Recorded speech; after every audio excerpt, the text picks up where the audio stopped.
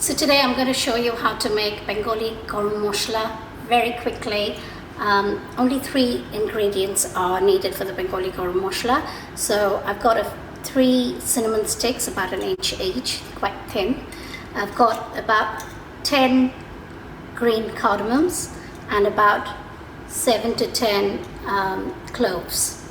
We're going to put this into the blitzer, my coffee grinder, and blitz this up, and then that is Bengali Garam Masala. Simple as that. Let me show you.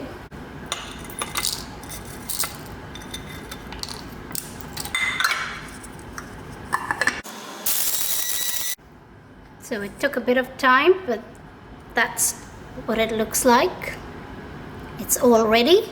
And what we do is we sprinkle it in our food, and also when we finish preparing, say, aloor or mangshor jhol, we would take a sprinkle and put some garam masala on top. It gives a beautiful flavor. It smells divine. Thank you for watching.